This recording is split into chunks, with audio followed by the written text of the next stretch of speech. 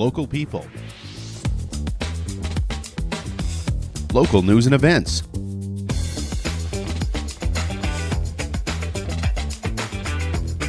Local sports. Local matters. For all things Lloydminster and area, this is Live with Kurt Price. Well, thanks for joining us here at the new Lloydminster Nissan. We welcome you inside where Richard Starke joins us today to talk about the Forever Canadian petition to keep Alberta in Canada. Want to see your child's future take shape after high school? Visit Lakeland College's open house October 17th and 18th at the Vermilion and Lloydminster campuses. Explore Lakeland's career-focused programs, tour labs and residences, and talk with instructors who care about student success. Plus, your child can apply for free while on campus. Learn more and RSVP. Visit lakelandcollege.ca/open house, and parents are also welcome to attend. Well, I remind you, Cupcakes for Caregivers is brought to you by Sobeys Lloydminster and Umbrella Marketing and Design, Inc. And I'm heading out this afternoon to deliver more of those cupcakes. You can still nominate a caregiver, be it a doctor, nurse, home care worker, or other professional, or family members by emailing livewithkurtprice@gmail.com. We encourage you to do so. The Lloydminster exhibition has a Chase the Ace draw tonight. There are 44 cards in the deck. The jackpot is over $34,000. Tickets are just $10 each. You can get them in person by going to Lloyd X or e-transfer, and you go to lloydx.com to get details on that and use your Visa or MasterCard. Tickets are also available to bundle, so 3 tickets for $25, 8 tickets for $50, or 20 tickets for $100. The Lloydminster Library and Lower Shannon Farms have launched a new fundraising effort called Reading is My Jam. It's selling out. You can stop in at the Lloydminster Library or Lower Shannon Farms to pick up a jar of jam for $12, and half the proceeds support the Lloydminster Public Library. Kelsey Acton told us they wanted to create a jam that everyone would enjoy, and it may be familiar to you. It's basically a mixed berry jam. Those seem to be what go really well for us at the farm, and it is also a similar recipe to what we did for the Bike for Breakfast program, which was really, really popular, and I just thought this would be a really good way to kind of reach all palates and be a good fundraising tool. So that's where we went on that one, and it's a mix of cherries, peaches, raspberries, blueberries, so a diverse jar. You can pick up your jam at Lower Shannon Farms or at the Lloydminster Library. Friday kicks off Big Pasta Noodle Week for Big Brothers and Big Sisters, with many local restaurants selling signature pasta and noodle dishes, with $3 from each of those dishes being donated to Big Brothers and Big Sisters. And that runs October 17th through the 24th. And there are like 13 restaurants taking part in that. Grace United Church hosting a Colonialism Changing Our Mindsets, Decluttering Our Thoughts workshop on Sunday. That's this Sunday, October 19th. The event will be facilitated by Lisa Beyer de Weaver, a diaconal minister from Montreal. And Rhonda Sather told us that you will move through different stations that afternoon. After lunch, we'll move into the workshop. Should take us about an hour and a half, and you're going to move through 12 stations. And each station has a different topic, so it might be to make us feel uncomfortable in the situation that we're in, or showing us how we value things differently. There's a whole bunch of topics, and it just sounds really interesting, and I think a lot of people will really benefit from that. Although it is a free event, today's the deadline to get your tickets for that, and you can reserve your spot, and lunch is included. That's why they need to know you're coming. It's not just a name, it is Superior Water. Superior Water has 2 locations in Lloydminster, and they're open on Sundays to make filling your big blue jugs a lot quicker and easier. And if you'd like great tasting water right from your tap, you can call Superior Water and ask about their under-the-sink reverse osmosis systems. You can call 780-875-6636 or just stop in and see them at their 57th Avenue location. I drink Superior Water because, after all, that is superior water. Open Monday to Friday, 8 to 6, Saturdays and Sundays, 10 to 5, and they have a coin-operated location by 7-Eleven just off Highway 17 South. We're going to take a break, and when we come back, Richard Starke is going to tell us about the results of his petition, how it's been going, and where it is headed. And it is wrapping up here in now just about 2 weeks' time. We'll be right back here at the new Lloydminster Nissan. At Diamond 7 Meats, we work with local farm families to provide a high-quality product and a great selection for you. Try our mouth-watering smokies, pulled pork, roast beef, and more. made pure and natural with no additives or fillers. We offer custom processing, and our experienced team works for you to provide a selection of sausage, burgers, and jerkies made to your specifications. Take your grilling to the next level with a Yoder smoker. Complete the grilling experience with a Canadian-made, award-winning line of House of Q barbecue sauces. We're locally owned and operated, and we look forward to seeing you today. At Lloydminster and District Co-op, membership matters more. Because being part of a co-op means you're connected to something bigger than yourself. From long-held legacy by those who built our communities, to people you call family, friends, and neighbors. When you're a Lloyd Co-op member, you're an owner in a local business that prides itself on purpose alongside profit. You earn cash back, you help support causes that matter most, and you're building a better way of life for the next generation. Membership matters more.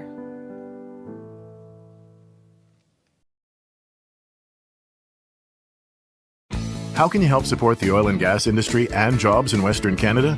The answer is closer than you think. Sell your scrap metals to PWM Steel.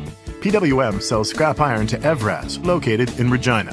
Evraz's #1 customer is the energy sector, building pipes and plates for the oil and gas industry. PWM Steel is your locally owned metal recycler and steel service center in the area. Plus, they're a strong supporter of the community. PWM Steel, your top steel supplier for Alberta and Saskatchewan for 40 years. BioClean Disaster Services is committed, certified, reliable, and they will help you get your life back. When any kind of disaster hits, call Lloydminster's local restoration company. They're also Lloydminster's largest restoration company. 1-833-246-8326. Locally, they support all kinds of different projects, and you see their name on the swimming pool. And they'll take care of you and your family. Yes, taking care of your property and taking care of your belongings, of course, is important. But what they really do well, when you talk to their customers, is they will tell you, they communicate, they keep you up to date on what is happening with your restoration project, and in doing so, take care of you and your family. BioClean Disaster Services at 1-833-246-8326. I'd like to welcome Richard Starke to the program. Thanks for being here, Richard. Kurt, good to be here. Appreciate it. For the last, about a month and a half, I've been watching this Forever Canadian petition from outside, of course, because I live on the Saskatchewan side of Lloydminster, but just wondering, and not, I don't know why we didn't have you on the program earlier, because I keep asking myself, because I think what really stood out is when they had the town hall here, when Daniel Smith came, and I saw a petition set up outside the Service Sports Centre. Right. To get signatures. I should have had you on then, and then time gets away, and then we're running out of time because you got to wrap it up. Well, the deadline for submitting the petitions is October the 28th, so it's in less than 2 weeks. And actually, we have to have all the petitions that we've collected in by the 26th so that they can be collated and processed and all presented in a form to Elections Alberta. Elections Alberta has a very strict deadline of October 28th, and on that date, we hope to be able to submit petitions with over 300,000 signatures to Elections Alberta, and under the new Citizens Initiative Act, that would then trigger, or it may, I can explain that later, it may trigger a referendum on the question, do you agree that Alberta should remain in Canada? So this is all coming out as about as a result of the Citizens Initiative Act, which allows for referendum questions to be put to the Alberta voters, and you need a specific number of signatures to trigger that. Now, this particular petition and this question was initiated by former Deputy Premier Thomas Lukaszuk, and it asks the question in a positive way. Do you agree that Alberta should remain in Canada? There's another group that is organizing the opposite side of that question, and they are trying to get their petition, but one of the things about the legislation as it currently reads is you can only have one petition or one question on a given subject at a time. So you can ask two questions on the opposite sides of the coin. So Thomas filed first. Thomas was approved first by Elections Alberta, but one of the drawbacks of him being approved so early is that his application went in under the old rules.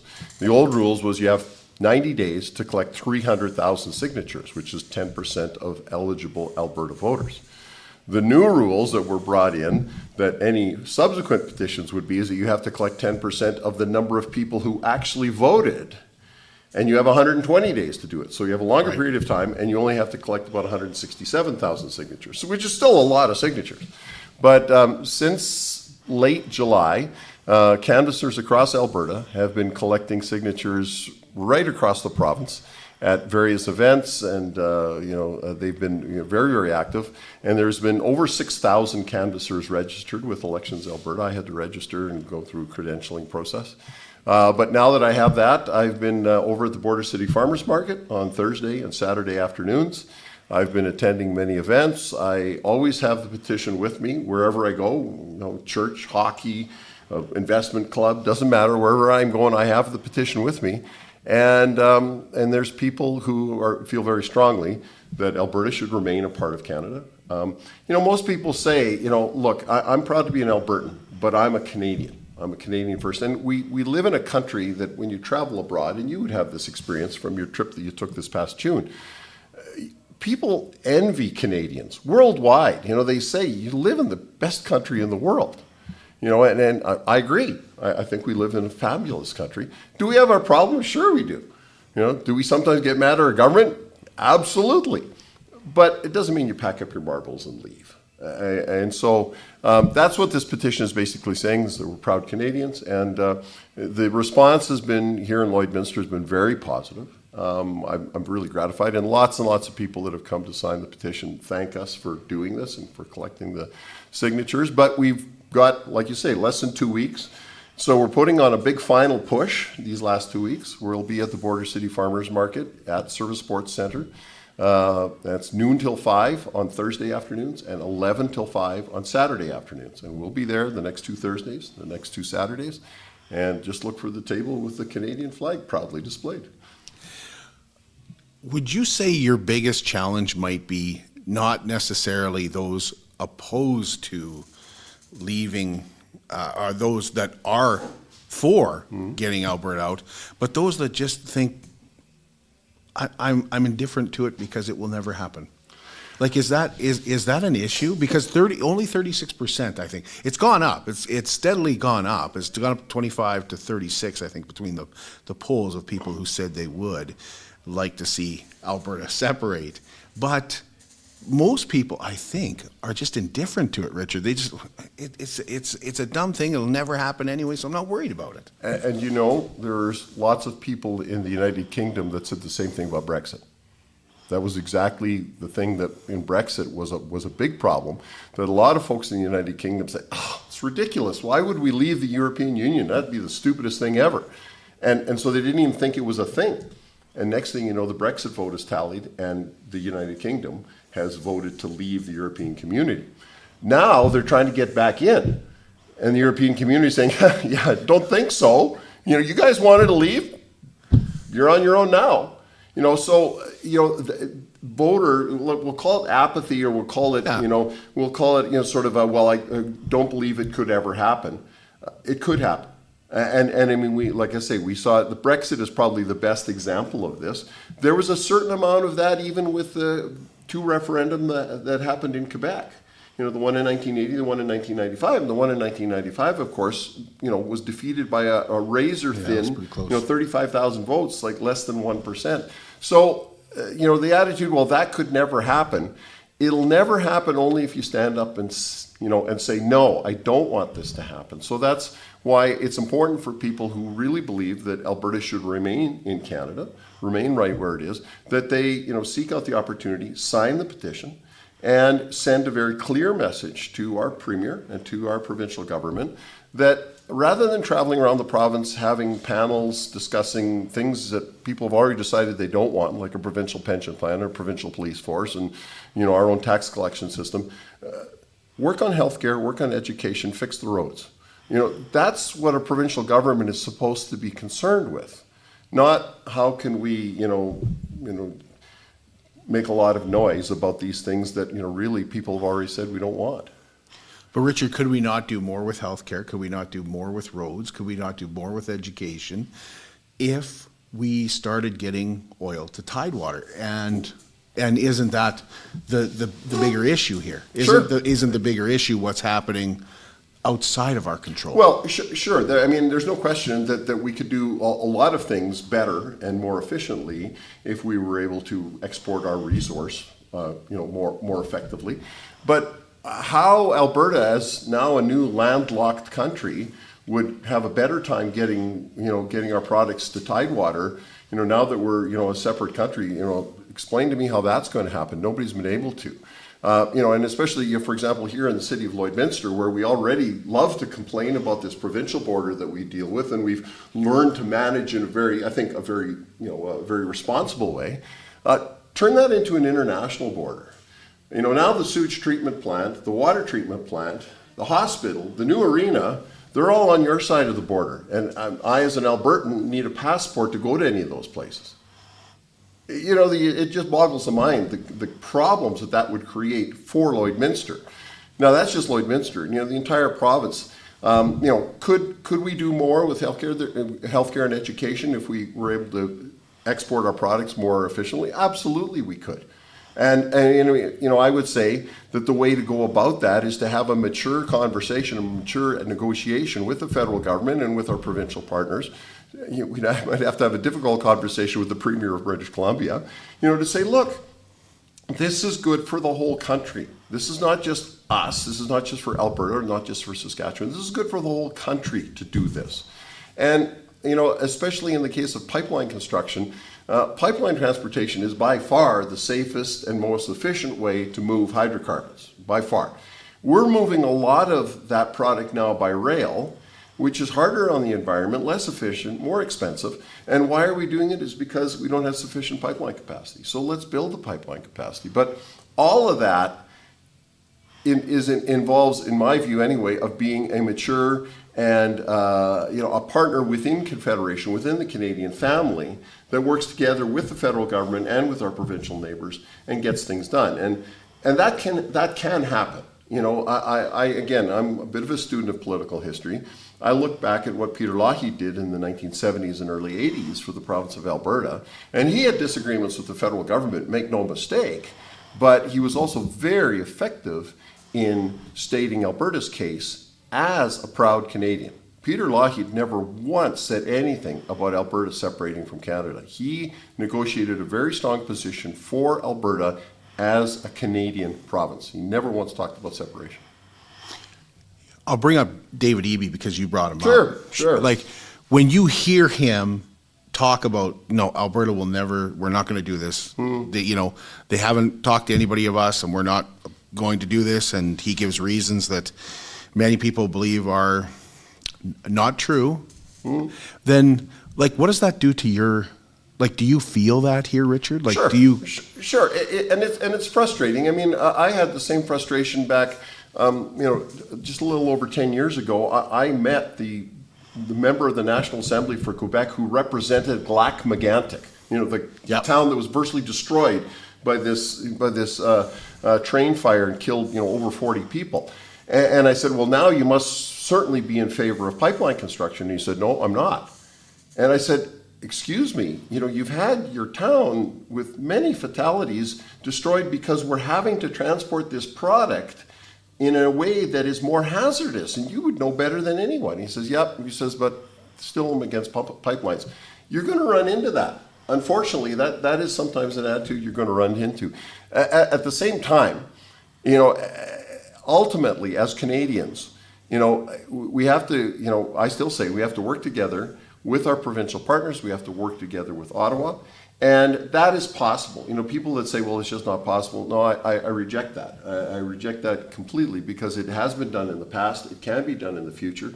And it means taking an approach that is mature, but also takes an approach that's, yes, by all means, let's fight for what is right for our province, but let's put that in the context of what's good for Alberta is good for Canada as a whole.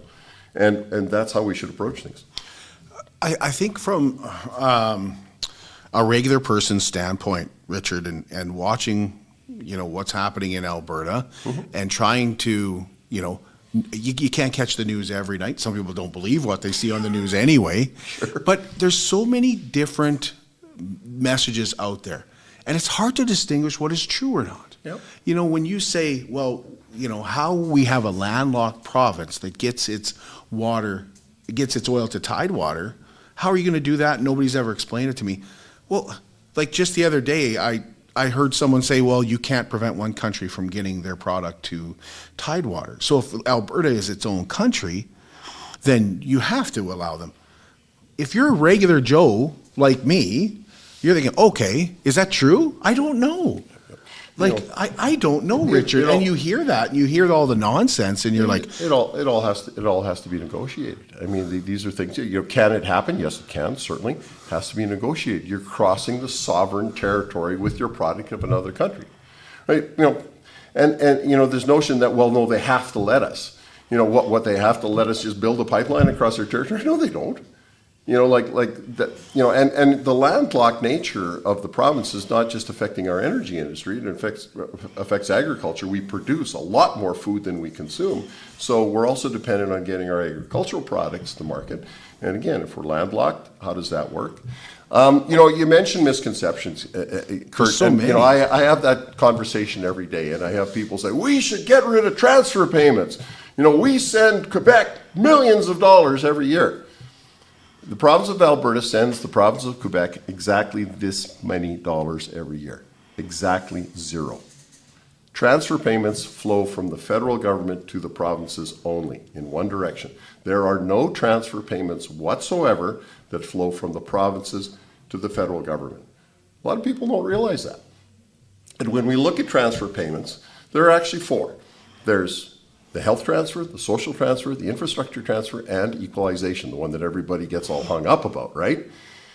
These three Alberta gets. This one Alberta and Saskatchewan doesn't get because we're above the threshold line, which I won't get into explaining right now. These three payments on a per capita basis, Alberta gets more from the federal government with these three payments without getting a single penny of equalization than the province of Quebec does with all four. So if I'm a person in the province of Quebec and you figure out what the per capita transfer payments from Ottawa to Quebec is, it's about $3,500 per person. That same number for the province of Alberta is $3,700. So, you know, this attitude that, oh, you know, equalization is just, you know, we're getting screwed by equalization. You know, look at the numbers. And point of fact, no, we're not. And no, Alberta, the province of Alberta doesn't send a single dime to Quebec or to Ottawa or to any other provincial government. You know, transfer payments go from Ottawa to the provinces. But that's the kind of thing, Kurt, you know, you say, you know, misconception and, you know, and myths and misinformation and that sort of thing, that's all out there. And some of it we've been told as Albertans, as Western Canadians, since we were yay tall, right? I mean, there was a editorial cartoon in the 20s that had a bunch of farmers feeding a cow in Western Canada, and in Eastern Canada was the udder of the cow, and the cow was being milked by Ontario and Quebec, and, well, you know what was happening to the Maritimes, right? Yeah. So, you know, that's been around for 100 years, that editorial cartoon, and everybody believes it to be the gospel truth, you know, and it's easy to sell people that narrative, right? And you know, it's unfortunate because, you know, Canada's a whole lot more complicated than a cow. And I'm a veterinarian and I know just how complicated cows can be. But the nation that we live in is a whole lot more complex, and you can't just boil it down to an editorial cartoon. You know, but that cartoon speaks to me, Richard. Oh, sure it does, because it speaks to me. Because it conforms to a convenient truth that you've been told since you were a little boy, right? And as humans, as human beings, and this is, you know, what we, you know, they talk about bias. As human beings, we would rather listen to comfortable lies than uncomfortable truths. And I'll say that again. We would rather listen to a comfortable lie than an uncomfortable truth. That's human nature. And I mean, and the other thing that I will say, and I mean, this is, it's horrible to invoke this person, but Joseph Goebbels, who was Hitler's propaganda minister, said if you repeat a lie often or enough, it becomes the truth.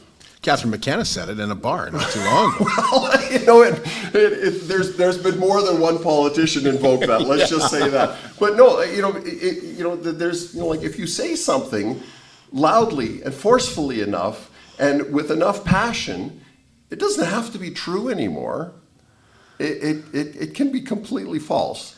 But the numbers would kind of lay that out, wouldn't they? Sure. Don't the numbers Sure, lay the out numbers, that the cow is right? The numbers would. Who goes to that? Who does that level of research, right?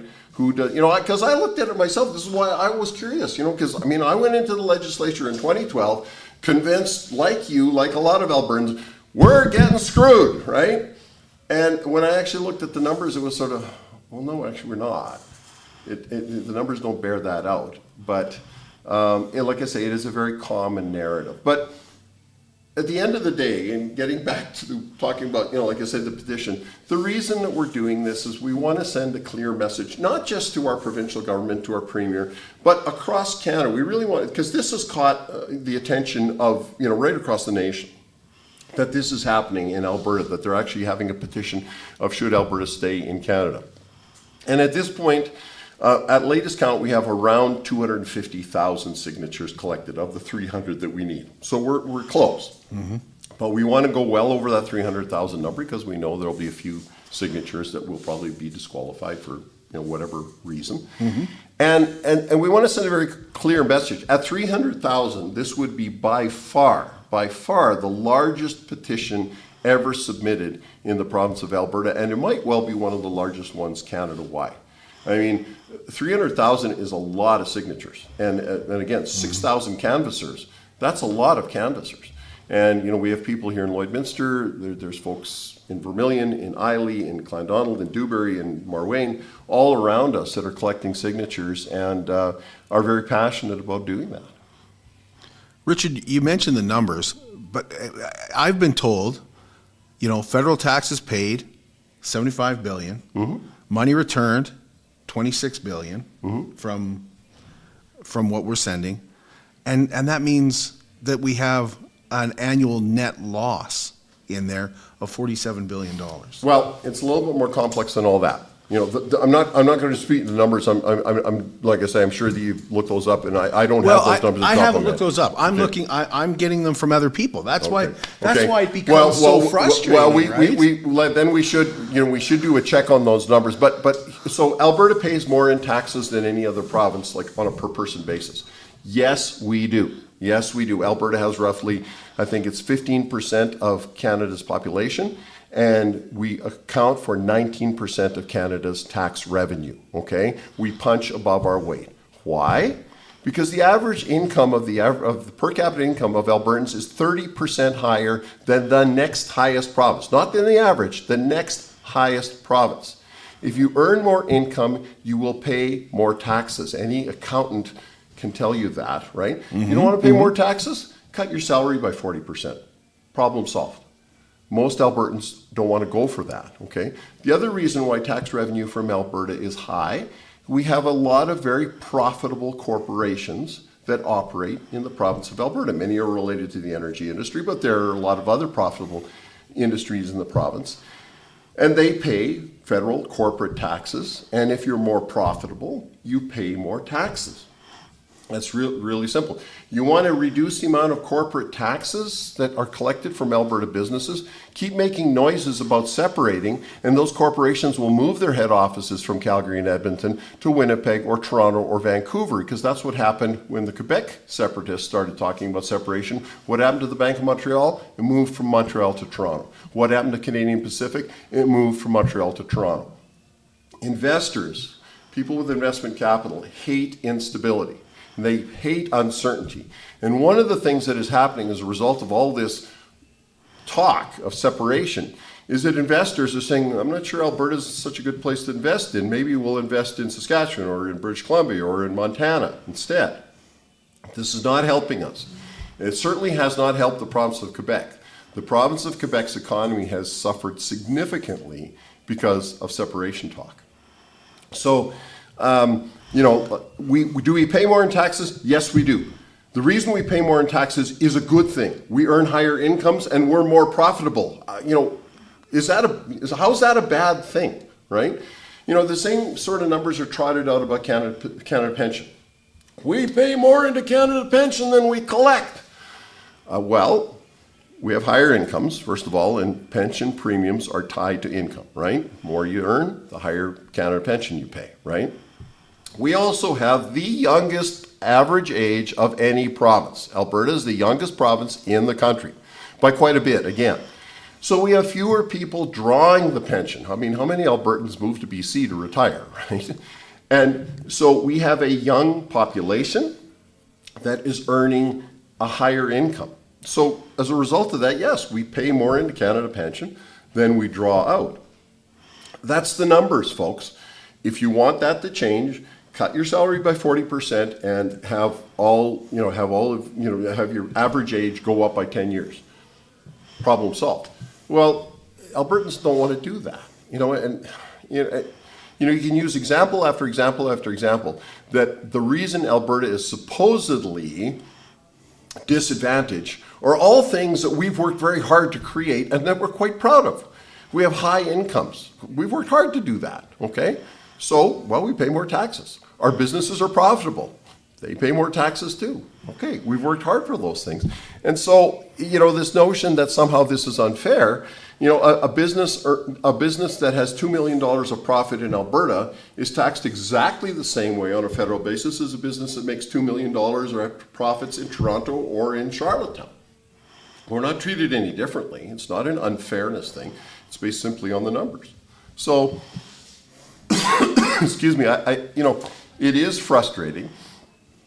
But at the same time, the things that result in this misconception that there's this imbalance between what we pay and what we receive is, these are all things that Alberta has always worked very hard to do and we're really quite proud of.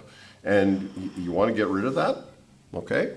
Let's cut our salaries by 40%, ship half of our profitable businesses to another province, and raise our average age across the province by 10 years. And raise our unemployment rate, which is kind of already happening, but I won't get into that. But because employment insurance was saying the same thing, right? We pay employment insurance premiums; they're higher when you earn more income, so we put more in. What you draw out is based on how many unemployed people you have. Well, up until at least recently, Alberta had one of the lowest unemployment rates in the country. So consequently, the employment insurance balance was largely that Alberta put more into employment insurance than it drew out, right? Well, it's a little like car insurance. The good drivers, the people that don't have accidents, put more in than they draw out because they don't have claims. So do you want to have claims? You want to get more out of your car insurance? Then go out and have some accidents. Who wants to do that? You want more out of employment insurance? Get fired, get laid off. Be unemployed, then you get more out of employment insurance. We don't do that here. So, this notion of unfairness that people charge, there's a perception there, but the truth of the matter is that, it's because of the things that we've done that create these things. And, frankly, most Canadians look at us, and they say, what more does Alberta really want? Are you serious? You have the highest incomes. You have the most profitable businesses. You have a beautiful province, as former tourism minister, which you're well aware of. I happen to know that. And, what are you exactly complaining about? We really are beginning to look like the spoiled child of Confederation. And it's just sort of, really? Let's be a little more mature about this. Okay, we'll take a break, but I want to challenge you on that a little bit. Sure. Because I hear you saying, what more does Alberta want? But I can hear the other side of it too, from people saying, yeah, we have that, but you're taking it away from us. So I want to ask you about that when we come back. And also, I think you did a great job of talking about, being, within Canada and investments in Canada. But I can also hear separatists saying, but what about outside Canadian investments? They're already not coming to Alberta. So we'll talk a little bit about that. And we'll talk about patriotism when we come back as well.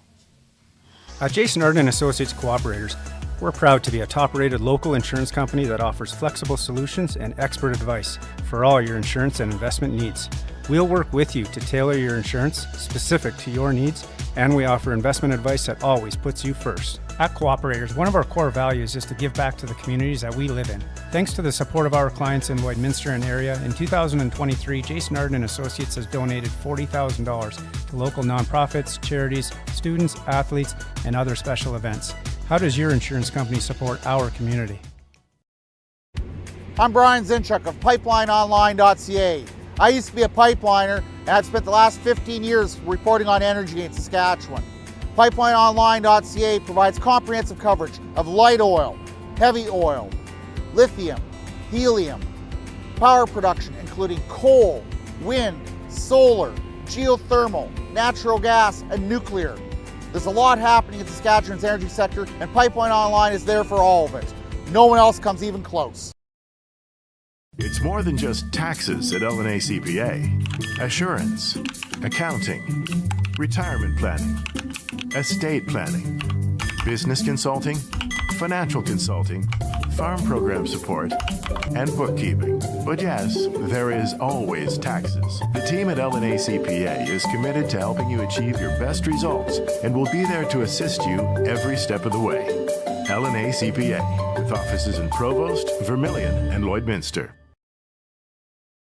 Welcome back. Richard Starke is here. We want to welcome you to Wellings of Lloydminster and a community of ageless explorers. At Wellings, age is but a number and adventure is always part of the day. Come experience care freedom living at Wellings of Lloydminster, where adults 55 plus enjoy a vibrant, stress-free way of life with a whole lot of fun. Stop in and say hello to new General Manager Nicole at 7211 72nd Avenue on the Alberta side and visit wellingsoflloydminster.com for more. Wellings of Lloydminster, care freedom living starts here. Yeah, we do want to welcome you back inside the new Lloydminster Nissan. In full disclosure here, we are having such a good talk that I almost forgot to read the Wellings commercial. I was so eager to get back into our talk. Look after the sponsors, Kurt. Look after the sponsors. That's right, yeah. But I really appreciate you being here. And the reason that Richard is here, and you brought this up during the break, is to talk about the petition, Kurt. Talk about the petition and have people sign the petition. Right. And it's my hope, Richard, that this conversation will inspire people to actually get off their keister and make a decision maybe one way or the other. Well, if you feel strongly about Alberta... I'm on the outside looking in. And that's fine. And I should probably explain that in order to sign the petition, you have to be a Canadian citizen, you have to be a resident of Alberta, and you have to be 18 years of age. So in other words, you have to be eligible to vote in Alberta. Those are the three, get that right, the three requirements. And if you feel strongly about Alberta staying in Canada, and you mentioned some numbers earlier, somewhere between 25 and 36%. A lot of it depends really on who's in Ottawa at a given moment.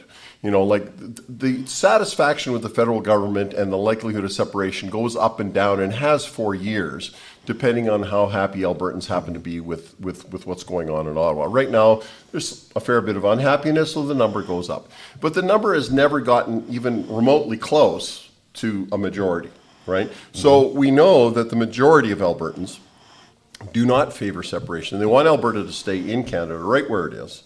And so consequently, if that's the way you feel about this, I certainly would encourage you to come to us at the Border City Farmers Market on either Thursday afternoon from noon till 5 or Saturday afternoon from 11 to 5. And that's just for the next 2 weeks. So for the 16th and 18th and for the 23rd and 25th, because after the 25th, the petitions have to all be submitted, and you wake up in the morning the 29th and said, I was going to sign that petition. Well, unfortunately, then it's too late. So that's the message that we want to make sure is out there. And you know what? If you think separation's the right answer, you have a right in a democratic society to carry that opinion. I'm going to disagree with you, but the majority do. Well, but one of the things in our society, Kurt, that we're losing, and I worry about this, is we've lost the ability to disagree without becoming disagreeable. We should be able to have a mature, open discussion where you respect the fact that the person has an opposite point of view, and you should be able to walk away and say, let's go have a beer. Mm-hmm. When it's all said and done. 100%. And I saw that disappearing in the years that I was in the legislature. When I first arrived in the legislature 2012, you could still go and have a beer with somebody from the other side. By the time I left, if you even tried to do that, your colleagues are all over you. And I said, okay, this isn't helping us, people. This is not a healthy relationship. I mean, when I was in opposition, I wanted to get things done for my constituency. That meant I had to talk to ministers of the Crown who happened to belong to another party in order to get things done in Lloydminster. And, we still got things done in Vermilion Lloydminster, even when I was in opposition. And, I think at least part of the reason was because I actually treated ministers of the Crown with respect and, because they were the office holders. And I expected the same thing when I was in office.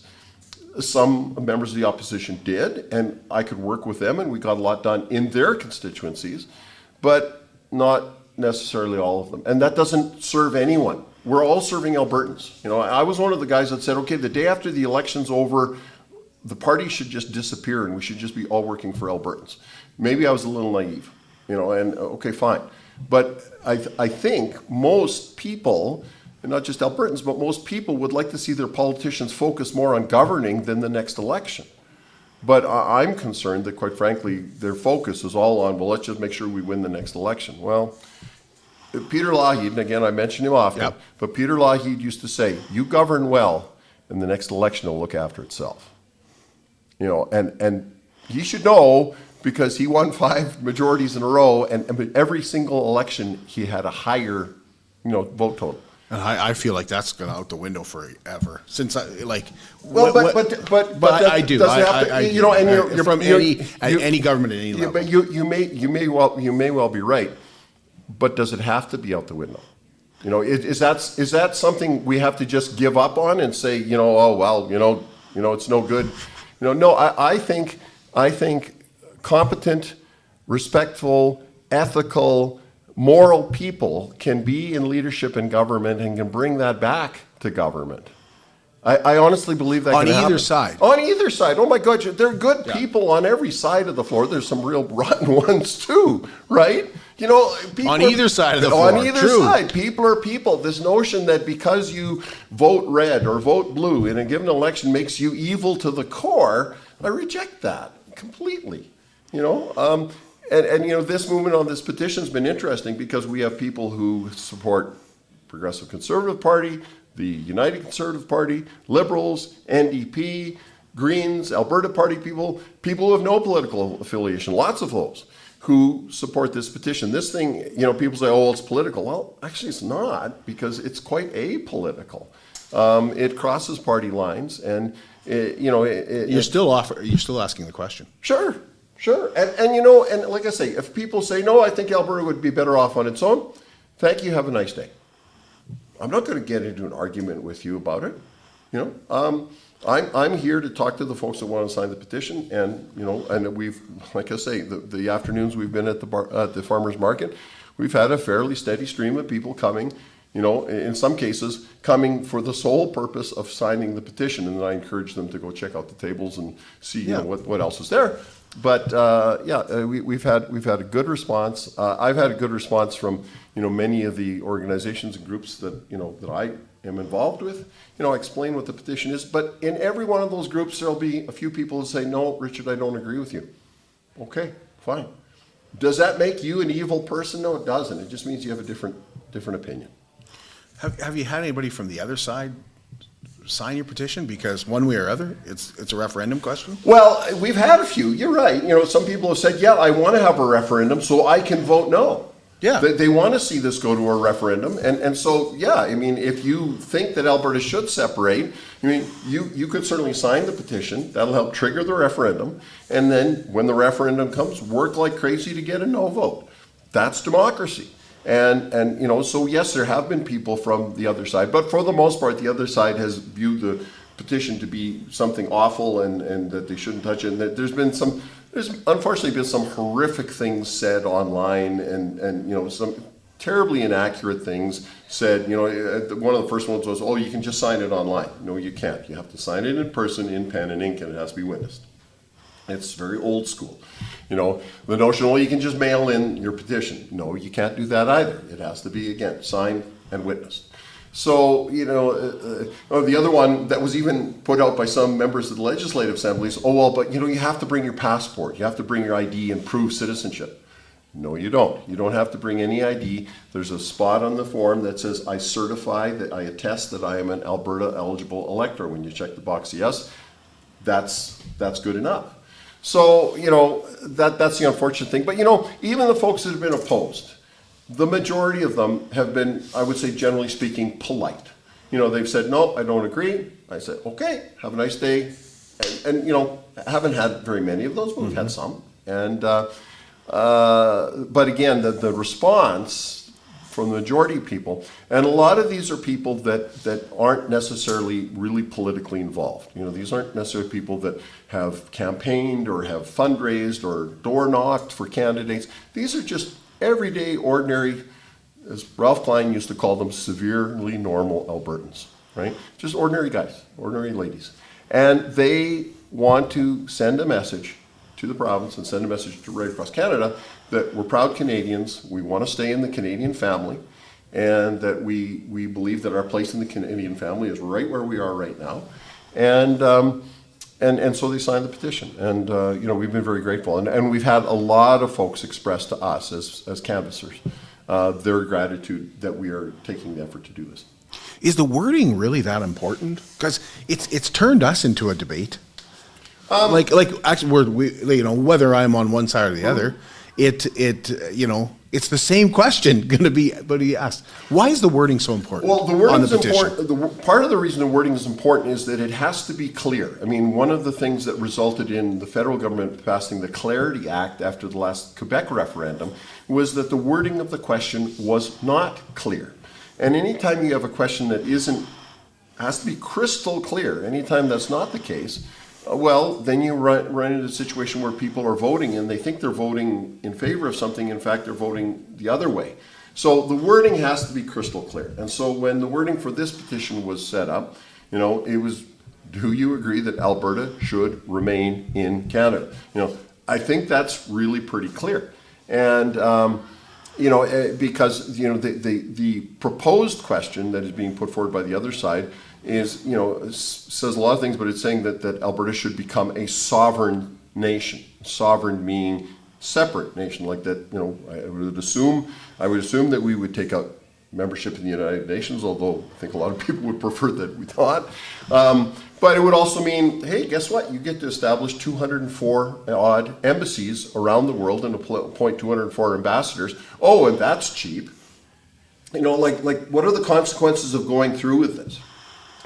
Creating your own sovereign nation is not just a matter of, having a town hall meeting and saying, yep, we're going to be separate. It's a whole lot more complex than all of that. And, we haven't even gotten into some of the other issues, like, for example, what happens to the national parks? Jasper, Banff, Waterton, Wood Buffalo, Elk Island National Park. This is federal land. It's not provincial land, this is federal land. What happens to all of our First Nations? What happens to Indigenous peoples? The Indigenous peoples, they have treaties, not with Alberta, actually technically not with Canada, their treaties are with the Crown, okay? With the Crown. And the Indigenous people that I've spoken to are saying, we want no part of being in a separate nation from Canada. Canada is what, basically took on these treaty obligations from the Crown, and that's who the First Nations want to deal with. Same thing with, Métis settlements and the Inuit people. So that's another question, because federal military bases. We have Camp Wainwright, we have Cold Lake, we have Suffield, we have the Edmonton Garrison. This is all federal land. Okay, so we become a sovereign nation. Well, they're federal troops. They get pulled out of Alberta. And then, I suppose the new nation of Alberta could negotiate to buy those lands to do what? To set up the Alberta Army? Okay, how exactly is that going to work? The level of complexity to becoming your own sovereign nation is something that I think a lot of us would have a real hard time. I can't even begin to imagine or grasp it, and I think I have a pretty good grasp of what's involved in running a government. But the level of complexity to, from scratch, setting up your own sovereign nation is mind-boggling. It is literally mind-boggling, and there's significant cost and there's significant disruption, I'll call it, to doing that. So, to me, there's a lot of very strong arguments against contemplating do that. Are there arguments in favor of Alberta working hard to try to attain a better situation within Confederation? Absolutely, absolutely, and I support those. And that gets into things being taken away. Well, things being taken away, but I mean, like when you hear, Justin Trudeau and Mark Carney sounds like he's for getting rid of oil and gas too. That sounds like you're taking something away, right? Mark, what I've heard that's scary. Yeah, people. well, I mean, we know what Justin Trudeau said, and Justin Trudeau's now the ex-prime minister. So what he has had to say in the past carries about as much weight as what Kurt Price or Richard Starke say. Not much. Okay, what Mark Carney said is that that Canada should become an energy superpower. If Canada is going to become an energy superpower, Alberta is going to be a real big part of that. So, at least what I have heard from our current Prime Minister is that he wants, Canada to have a much stronger role in the world in terms of energy production. Mark Carney is an economist. The guy ran the Bank of Canada, the Bank of England, that takes a certain amount of, academic chops to do that, and he understands that in order to have expenditures and in order to, do all the things you want to do as a government, you have to have revenue. But he's also been on the side of net zero. Well, but see, the thing is with net zero is achievable through technology and through technological improvements. It takes work. You can't just get to net zero by doing things the way you've always done them. Some of the resistance to reducing our emissions is because, we don't want to change anything. We want to just keep doing things the way we've already done them. Well, people in the energy industry will tell you flat out, we have to change. We have to do better at reducing our emissions. And they've made progress, don't get me wrong.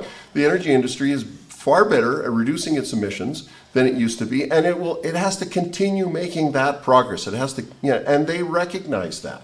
Quite frankly, technological improvements are allowing for that. Whether it's carbon capture and storage or some of the other, more new technologies. One of the things that has been worked on very hard, for example, is methane emissions.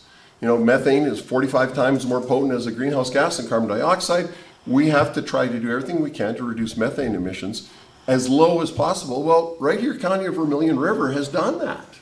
Right here in the County of Vermilion, they've done that, and they've reduced the amount of methane that, originally was flared, and when they got rid of flaring, it was just vented into the atmosphere. Well, County of Vermilion River says that's really dumb, and they worked, with the province of Alberta, and they set up a system where the methane that had been vented was actually collected and used to heat homes. It's called technology, and all of that is possible. So, I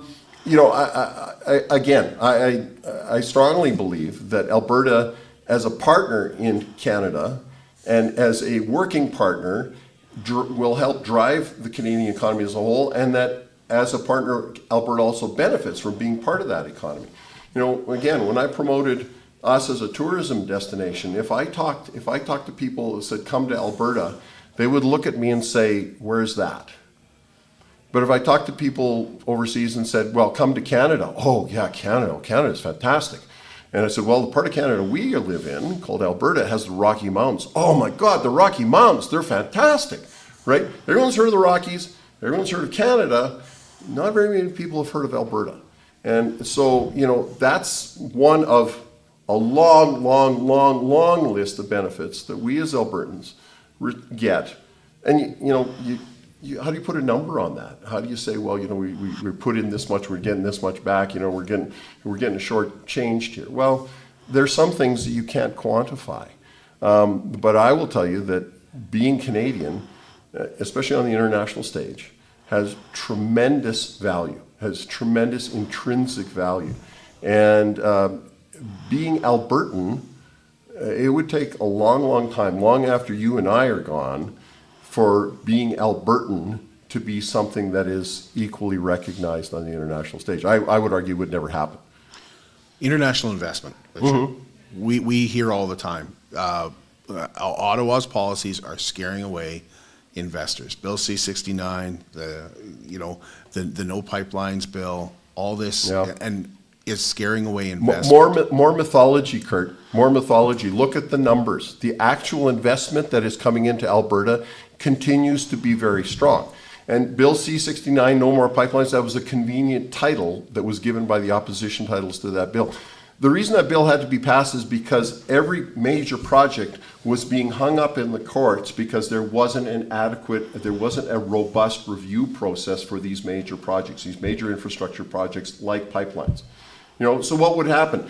You had this process. It wasn't a very robust process. It would then be challenged in the courts, and then the courts would come back with, well, you saw it with Keystone XL, or with the Trans Mountain Pipeline, 200 conditions. Well, by the time you fulfill 200 conditions, you've lost a lot of time that you could be using putting shovels in the ground. So Bill C-69 is not a No More Pipelines bill. It's set rules up, not just for pipelines, but for all major infrastructure projects, so that when they're approved, you don't have to then be looking over your shoulder that the courts are going to stop what's going ahead. But it puts so many things in place, Richard. That Sure. But like I said, that's the mythology of it. Before C-69, like I say, projects got approved. Approved and built are two different things. They got approved. They'd be challenged in the courts by various interveners, First Nations and other interveners, and then the courts would have to adjudicate, and the courts would then say, oh, well, yes, you can go ahead, but here are your conditions for going ahead. And in the case of Trans Mountain, there were over 200 conditions. Well, that slows things down, and it's because you don't have a sufficiently robust approval process. So C-69 said, let's put in a better approval process so that when it's approved, we know we've done our homework. We know that the courts are, I won't say unlikely, they're certainly less likely to put on a long list of conditions. And all of that homework is done ahead of time. And so, like I say, I get sometimes frustrated and very passionate about, some of the things that, people just throw around when it's sort of well, look at what it really is talking about. But an emissions cap. An emissions cap, here again. And I'm glad you called it an emissions cap. It's an emission cap, but immediately it's been called a production cap.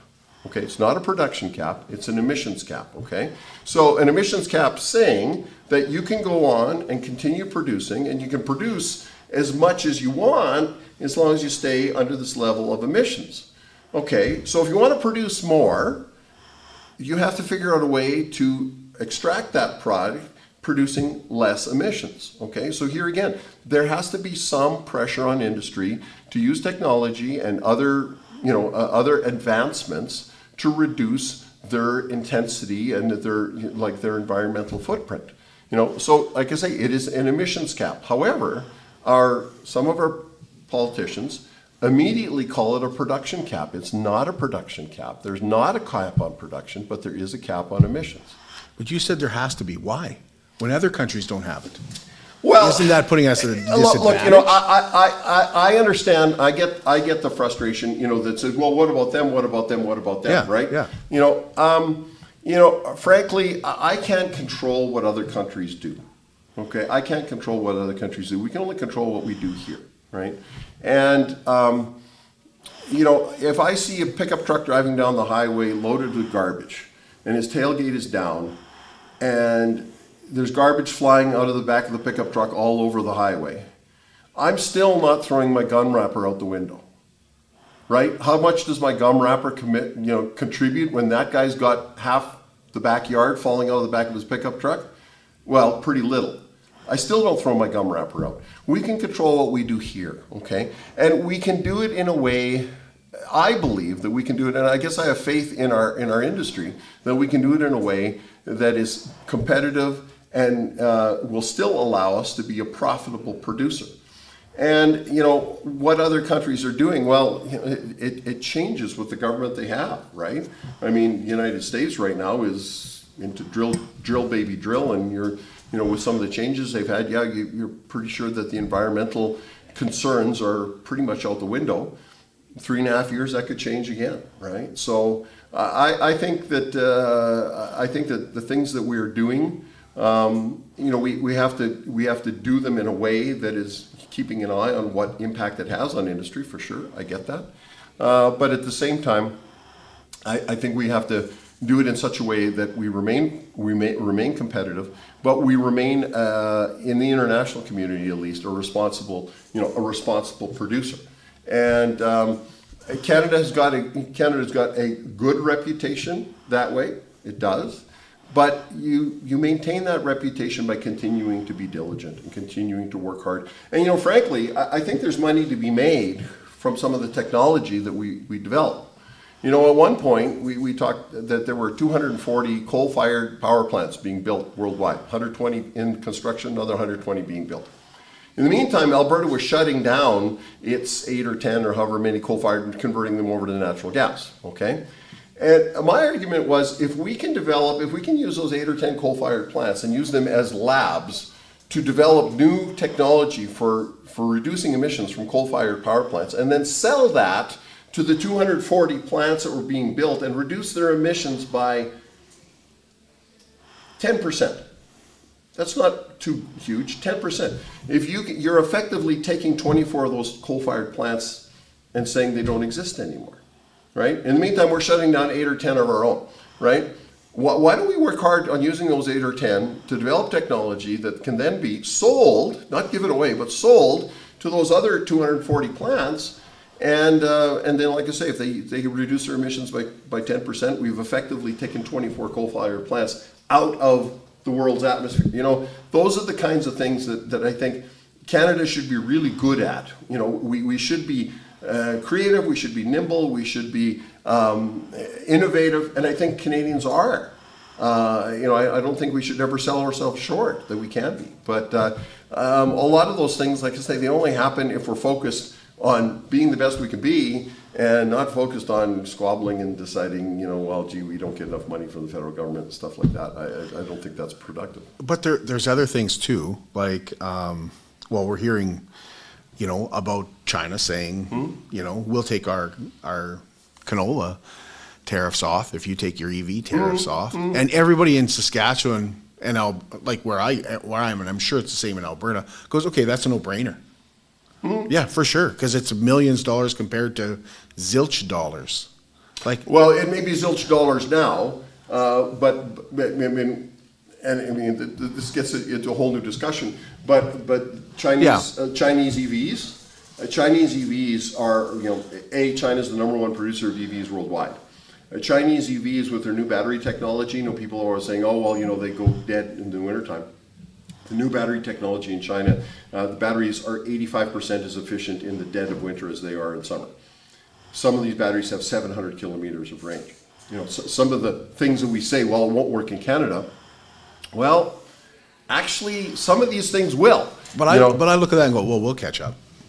We'd better get on it then, because we certainly our domestic automakers haven't been. The newest Chinese technologies is they don't use lithium in their batteries anymore. Lithium, to extract lithium is very hard on the environment. They're using sodium. Sodium's table salt. Sodium is a whole lot easier to get at and a whole lot less damaging to the environment, and yet the sodium batteries, the sodium-ion batteries that they're developing, have longer range, less weight, and recharge. You can recharge it from 30 to 80% in the same length of time it takes you to fill your gas tank at the gas station. That makes EVs more relevant. Now, that's a whole different conversation. And I don't want people saying, Richard doesn't want the tariffs off the... No, I want to make that clear. I want to see the tariffs come up. Well, the initial reason why China put the tariffs on the canola was ridiculous, right? It was a complete farce, and it was related to the 2 Canadians that were being held and the Chinese executive from Huawei. Then they came off and they went off. It was dumb politics, right? Yeah. But the reality of it is that for Canadian farmers, we want to be able to sell our canola to China. We want to sell our pulse crops to India, because that's where pulse crops are consumed in huge numbers. We don't consume pulse crops anywhere close to what the production is. And so we need to be prepared to be innovative and nimble and make those negotiations and be prepared to do that. Is this going to get you back into politics? Not a chance. Why do it then?